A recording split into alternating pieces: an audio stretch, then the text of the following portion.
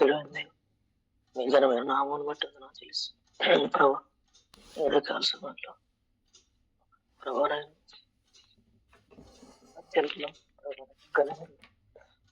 ప్రభానైనా మీ యొక్క నామాన్ని ఉచ్చరించడానికి కూడా అవపాత్రం ఆశ్చర్యం బట్టి ఇప్పుడు మీరు సజీలకు ఉంచిన మరొక దినాన్ని మీరు మాకు అనుగ్రహించారు. వాక్యం కొన్ని నిమిషాలు ధ్యానం చేస్తున్నారా మీరే సహాయం దయచేయండి. ముఖ్యంగా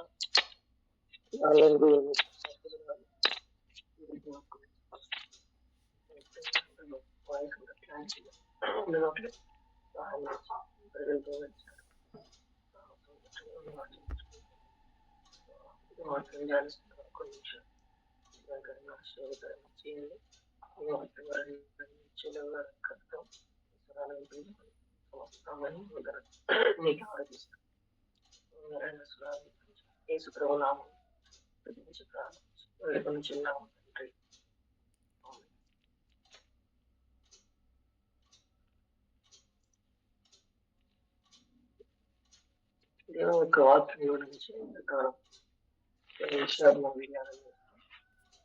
ప్రార్థన కొరకు దావీదు యొక్క కీర్తనలు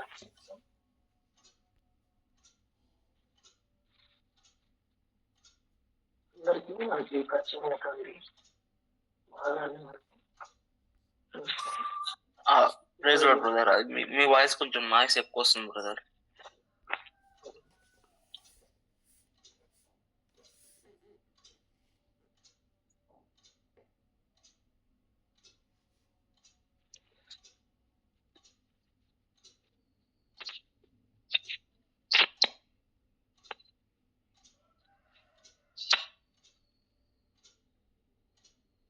ఇప్పుడు ఓకేనా?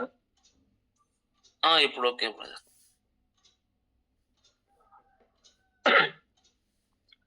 అయితే కొన్ని విషయాలు దావీదు యొక్క జీవితంలో మనం ధ్యానం చేస్తాం. 25వ కీర్తన మొదటి వచనం. యెహోవా నీ దిక్కులకు చూసిన ఆత్మను ఎత్తుకొనిచున్న నా దేవా నీ యందు నమ్మిక ఉంచుచున్నాను. నన్ను సిగ్గుపడనీయకు, నా శత్రువులను నన్ను గురించి ఉత్సాహింపనీయకు. నీ కొరకు కనిపెట్టేవారు దేవుడు సిగ్గునున్నాడు.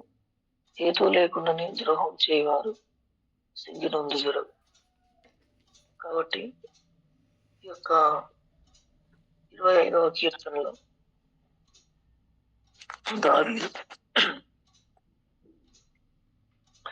దావీదు యొక్క ప్రార్థనలు మనం చూడవచ్చు. దావీదు యొక్క మహారాజు మరి ఆయన గొప్పతనం ఏంటిదనంటే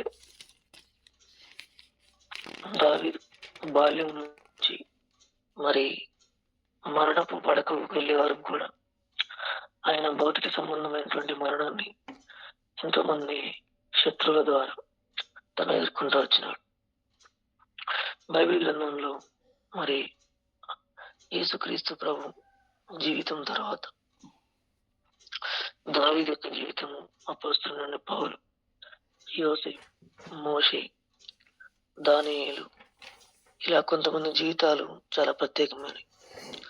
అందులో విశిష్టంగా ఒక ఉన్నతమైన ప్రత్యేకమైనటువంటి మరి యథార్థమైనటువంటి జీవితం కలిగిన వ్యక్తి ఎవరంటే మరి దానియేలు అని మనం చెప్పుకోవచ్చు. పాత నిబంధన దానియేలు జీవితంలో మనం కొన్ని ఘట్టాలు చూస్తే, మొదటిగా బాల్య దశ అంటే చిన్నగా ఉన్నప్పుడు తండ్రికి లోబడుతూ వచ్చినాడు, గొర్రెలు కాస్తూ వచ్చినాడు.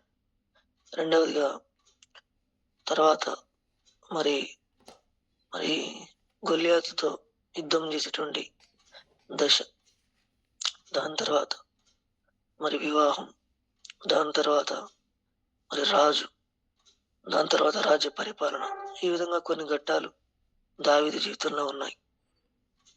అయితే దావీదు చిన్ననాటు గొర్రెల్ని కాసేటప్పుడు తన జీవితంలో మరి ఎలుగు వంటిని సింహాని అనే శత్రువుని ఎదుర్కొన్నాడు. దాని తర్వాత గొల్లియాతుని ఎదుర్కొన్నాడు.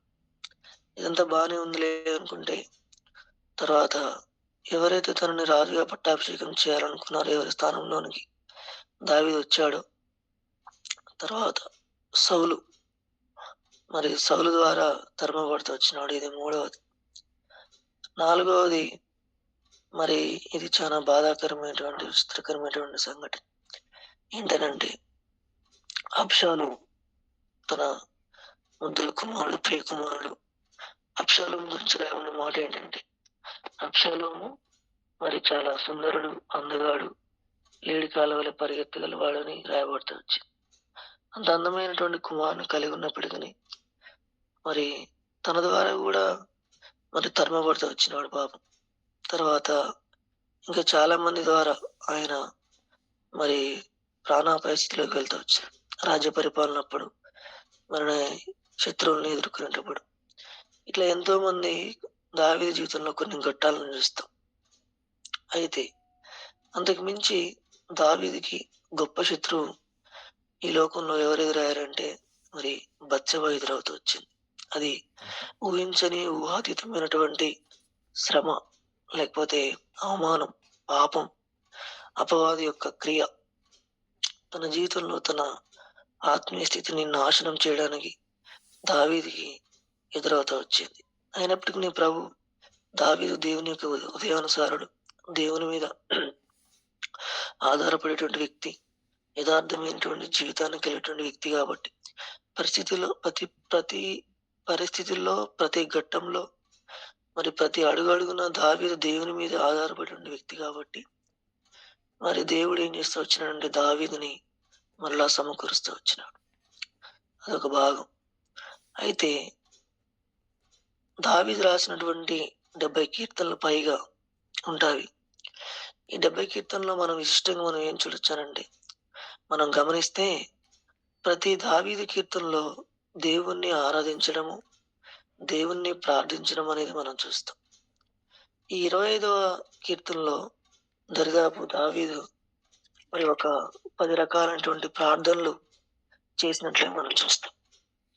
వాటిలో కొన్ని ఈ ఉదయకాలం మనం చూస్తాం. దేవుడు మనతో మాట్లాడినట్టు 25వ కీర్తన మొదటి వచనంలో నేను చూస్తాను. మీరెవరైనా చదవచ్చు, లేకపోతే నేను చదువుతాను.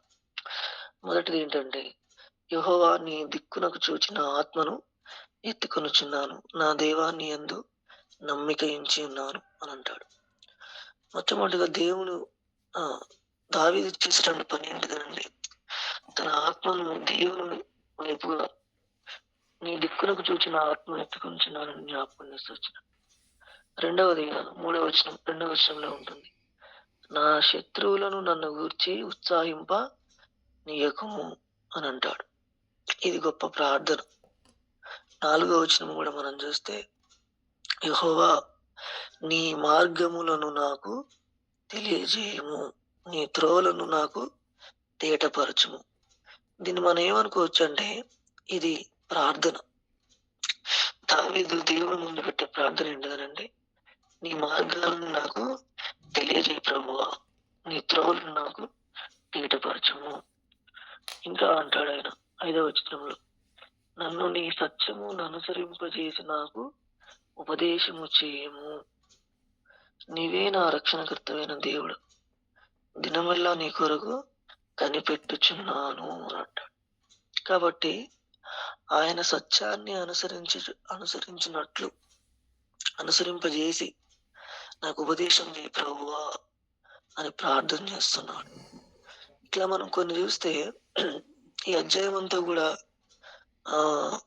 ఏమంటాడంటే, ఆయన మీరు నాకు చేయండి, కనుపరుచుకునండి, చూపించండి అని అంటాడు. ఆయన అంటాడు 7వ వచనంలో, నా బాల్య పాపములను, నా అతిక్రమములను జ్ఞాపకము చేసుకొనకుము, యెహోవా నీ కృపను బట్టి నీ దయ చొప్పున జ్ఞాపకంలో ఉంచుకొను అని ప్రార్థన చేస్తున్నాడు. 7వ వచనంలో చాలా విశిష్టమైనటువంటి, విచిత్రమైనటువంటి ప్రార్థన అని మనం అనుకోవచ్చు. కొన్నిసార్లు మన జీవితంలో మనం చేసినటువంటి పొరపాటు కప్పించుకున్నటువంటి వారముగా, ఒకవేళ మనం జ్ఞాపకం వచ్చిన ప్రభు సన్నిధానంలో పెట్టినటువంటి వాడు దావీదు. అయితే దావీదు అంటాడు, నా బాల్య పాపములను నా అతిక్రమములను జ్ఞాపకము చేసుకొనకము అయ్యా అని ప్రార్థన చేస్తాడు.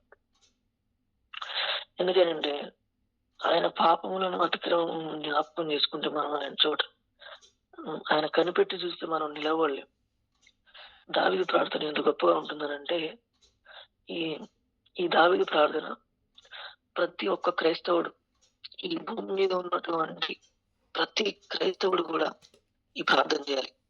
చిన్నవారైనా పెద్దవారైనా, వాక్యం బోధించేవారైనా, వాక్యం బోధించని వారైనా, ఆడవాళ్ళైనా, యవన స్త్రీలైనా, యవనస్తులైన పురుషులైనా, వృద్ధాప్యంలో ఉన్నవారైనా, చిన్నవారైనా మనం ఈ ప్రార్థన చేయాలి.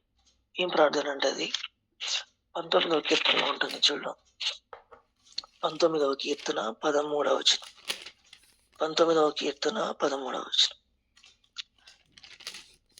దురభిమాన పాపములలో పడకుండా నీ సేవకుని ఆపము, వాటిని నన్ను ఏలనీయకము అని అంటాడు. దావీదు యొక్క ప్రార్థన చూడండి ఎంత బాగుందో. చాలాసార్లు మనం ఏం ప్రార్థన చేస్తామంటే, ప్రభు నా ఉద్యోగం కొరకు, వ్యాపారం కొరకు, డ్యూటీస్ కొరకు, ఆరోగ్యం కొరకు, ఆత్మీయ ఎదుగుదల కొరకు మనం ప్రార్థన చేయం. చాలా వరకు అన్ని కార్యక్రమాల్లో పాల్పొందే వారంగా ఉంటాం, దేవుని కొరకే పనిచేసే వారంగా ఉంటాం, దేవుని కొరకు సమర్పణ జీవితం కలిగినటువంటి వారంగా ఉంటాం, ఇంకా దేవుని పని చేస్తాం. కానీ కొన్నిసార్లు మనం ఏం మర్చిపోతామంటే, దురభిమాన పాపములలో పడకుండా నీ సేవకుని ఆపము, వాటిని నన్ను ఏలని మాకు ప్రభు అని ఆయన ప్రార్థన చేస్తున్నాడు. కాబట్టి దావీదు యొక్క ప్రార్థన, దావీదు యొక్క జీవితం ఎంతో ఇష్టమైనది, విచిత్రమైనది, ఎంతో విలువైనటువంటి జీవితాన్ని దావీదు గడుపుతూ వచ్చినాడు. ఆయన జీవితంలో ప్రతి ఘట్టము కూడా ఒక విషయాన్ని మనకు నేర్పిస్తా ఉంది. బాల్యంలో దావీదు యొక్క జీవితం ద్వారా తనకున్నటువంటి ధైర్యం, దేవుడు తనకిచ్చినటువంటి ధైర్యాన్ని మనం నేర్చుకోవచ్చు. అంత మాత్రం కాకుండా వివాహం అయిన తర్వాత కుటుంబ జీవితంలో అబ్షాలోం ద్వారా తను పొందినటువంటి శ్రమ, సౌలు ద్వారా పొందినటువంటి శ్రమలు, ప్రాణాపాయ స్థితులు, అబీమెలెకు దగ్గర వెర్రి వాళ్ళ అతను ప్రవర్తించినప్పుడు తను రాసినటువంటి కీర్తనలు, అంత మాత్రం కాకుండా ఆయన యెరూషలేములో ఇశ్రాయేలీయులను 7 సంవత్సరాలు, హెబ్రోన్లో 33 సంవత్సరాలు, 40 సంవత్సరాలు ఏకదాటిగా తన పరిపాలన కొనసాగిస్తూ వచ్చినాడు. అంత గొప్ప రాజు దావీదు రాజు. అటువంటి రాజే ఏమని ప్రార్థన చేస్తూ వచ్చినాడంటే, దురభిమాన పాపములలో పడకుండా నీ సేవకుని ఆపమయ్యా, వాటిని నన్ను ఏలటి మాకనేనా ప్రార్థన చేస్తూ వచ్చాడు. దావీదు యొక్క ప్రార్థనలు చాలా విచిత్రంగా ఉంటాయి. కాబట్టి ఇక్కడ మనం చూస్తాం 25వ కీర్తనలో ఇంకా చాలా విషయాలు చూస్తాం. ఆయన అంటాడు 25వ కీర్తన 16వ వచనం, నేను ఏకాకిని బాధపడువాడను, నా వైపు తిరిగి నన్ను కరుణింపుము అని అంటాడు. కరుణింపుము, నా హృదయ వేదనను అతి విస్తారములు ఇక్కటిలో నుండి నన్ను విడిపింపుము అని అంటాడు.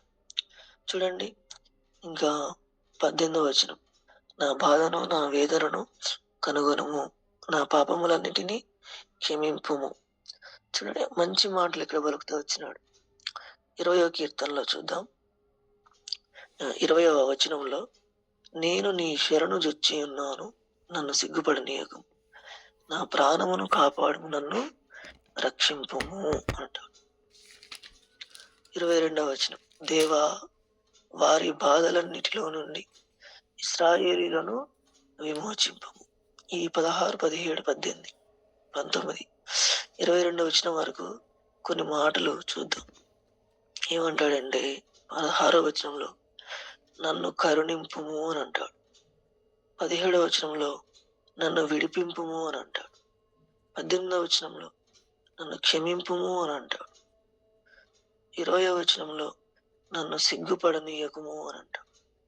ఇంకా 20వ వచనంలో 2వ లైన్లో నన్ను రక్షింపుము అని అంటాడు. 22వ వచనంలో దేవా వారి బాధలన్నిటిలో నుండి ఇశ్రాయేలీయులను విమోచింపు. ఈ వచనం దేని జ్ఞాపకం చేసి వచ్చిందండి? ఇతరుల పట్ల మనకున్నటువంటి భారము, ప్రేమ, వారి కొరకైనటువంటి చింత, వారి కొరకైనటువంటి మరి వాంఛ మనకి చూపిస్తుంది. అంటే ఇతరుల యొక్క క్షేమాన్ని కూడా దావీదు కోరుకున్నటువంటి వాడుగా ఉన్నాడు. ఎందుకంటే ఆయన ఇశ్రాయేలును పరిపాలించాడు, వారి బాధలను చూశాడు, వారి ఇబ్బందులను చూశాడు.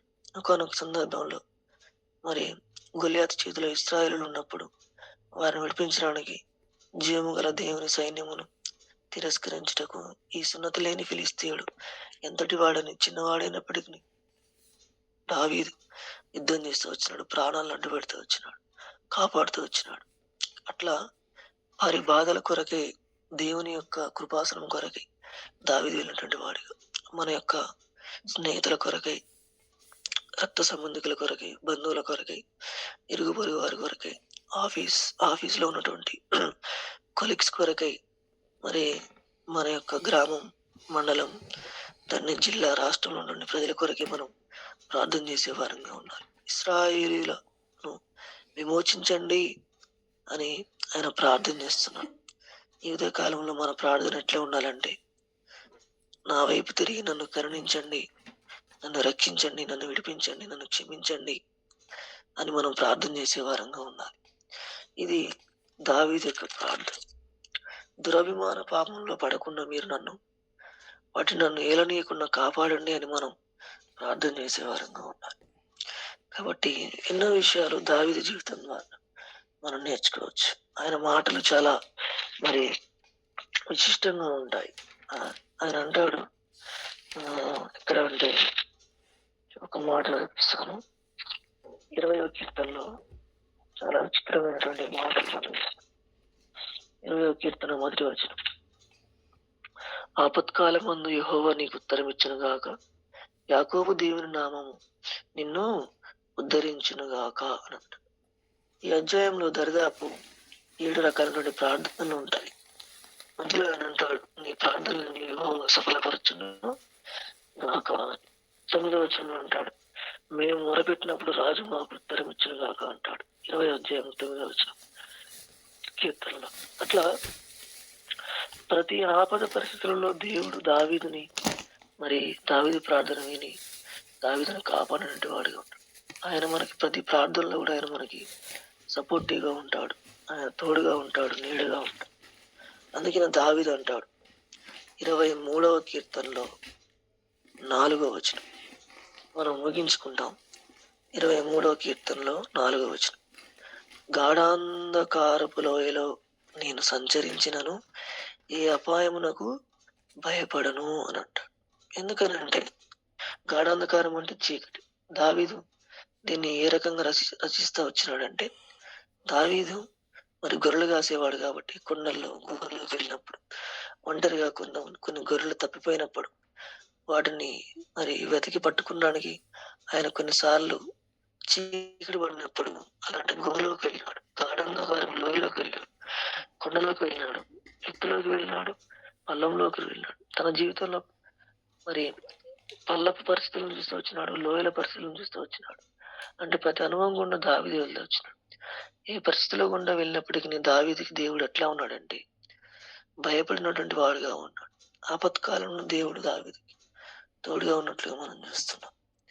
కాబట్టి ఈ ఉదయకాలంలో మరి దేవుని వాక్యం వింటున్నటువంటి మనం ఎవరైనా సరే దావీదు యొక్క ప్రార్థనలు 25వ కీర్తనలో, యెహోవా నీ దిక్కునకు చూచిన ఆత్మను ఎత్తుకొనుచున్నాను.